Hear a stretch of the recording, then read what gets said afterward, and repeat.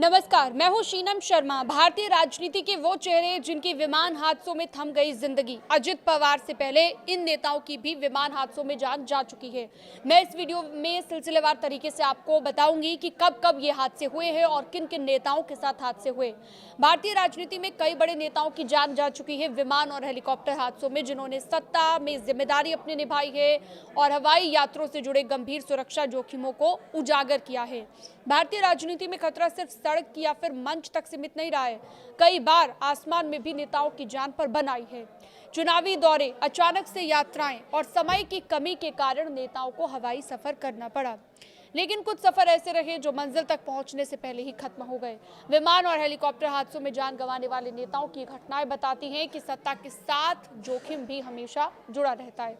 अब देखिए, सबसे पहले बताती हूँ आपको विजय रूपाणी। उड़ान भरते ही इनके साथ हादसा हो गया था। गुजरात के पूर्व मुख्यमंत्री और बीजेपी के वरिष्ठ नेता विजय रूपाणी 12 जून 2025 को अहमदाबाद से एयर इंडिया के विमान पर सवार होकर अपने परिवार से मिलने लंदन जा रहे थे, लेकिन अचानक से उनका विमान उड़ान भरते ही क्रैश हो गया। हादसे में विमान में सवार 200 से ज्यादा लोगों की मौतें हुई थी। इसके अलावा दूसरा नाम है दोरजी खांडू।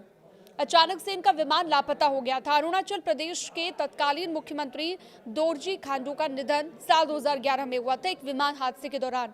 उस समय उनकी उम्र थी 56 साल और वो तवांग से राजधानी ईटानगर की ओर यात्रा कर रहे थे। तभी उनका विमान अचानक से लापता हो जाता है और बाद में पता चला कि हादसे में उनकी जान चली गई। उन्होंने वर्ष 2007 से लेकर अप्रैल 2017 तक अरुणाचल प्रदेश के मुख्यमंत्री के रूप में अपनी जिम्मेदारी निभाई। इसके अलावा अगला नाम है वाई.एस. राजशेखर रेड्डी। जंगल में कोहरा और हेलीकॉप्टर इनका टूट जाता है। 2 सितंबर 2009 को ये मौत के आगोश में चले गए। इनके साथ भी कुछ ऐसा ही हादसा हुआ। आंध्र प्रदेश के तत्कालीन मुख्यमंत्री वाई.एस. राजशेखर रेड्डी नियमित दौरे पर निकले थे। उनका बेल 430 हेलीकॉप्टर खराब मौसम से जूझता हुआ नल्लामाला के घने जंगलों के ऊपर उड़ रहा था। अचानक से संपर्क टूट जाता है और बाद में मलबा पहाड़ियों के बीच मिलता है। यह हादसा सिर्फ एक मुख्यमंत्री की मृत्यु नहीं था, बल्कि राज्य की राजनीति में एक युग के अंत जैसा साबित हुआ। अगला नाम है जीएमसी बालयोगी। सत्ता के शिखर से हादसे तक, खाई तक, लोकसभा अध्यक्ष जीएमसी बालयोगी का नाम शामिल है।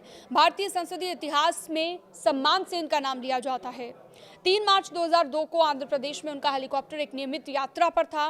भीमावरम से उड़ान भरने के बाद तकनीकी कारणों और परिस्थितियों के चलते चौपर कृष्णा जिला के काकलूर क्षेत्र में नियंत्रण खो बैठा और एक तालाब में जा गिरा। यह हादसा सिर्फ एक जान का नुकसान नहीं था, बल्कि संसद की गरिमा से जुड़ी हुई एक बड़ी क्षति भी थी।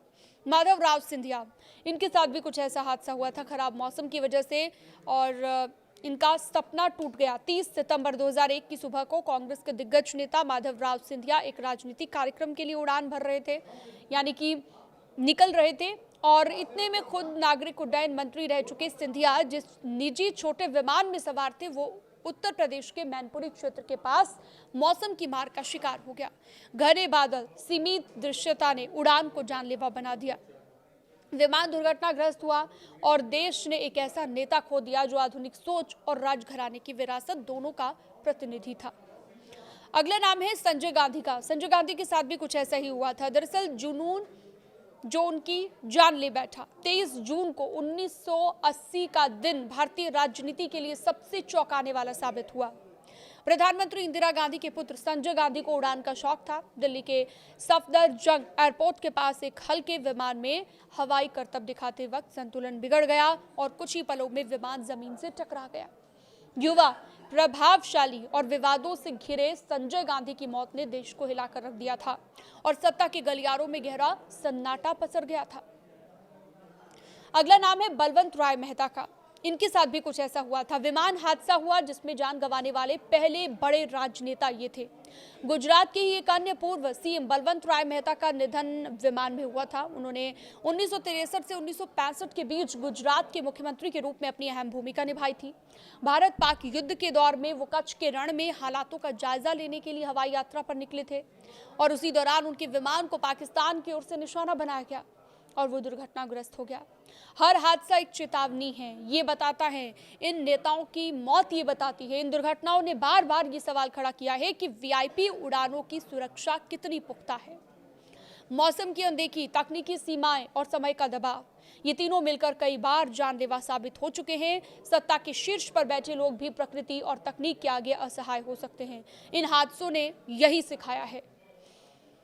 खबरों की दुनिया की अन्य जानकारियों के लिए आप हमारे साथ बने रह सकते हैं। न्यूज़ 18 के डिजिटल प्लेटफॉर्म को आप सब्सक्राइब भी कर सकते हैं।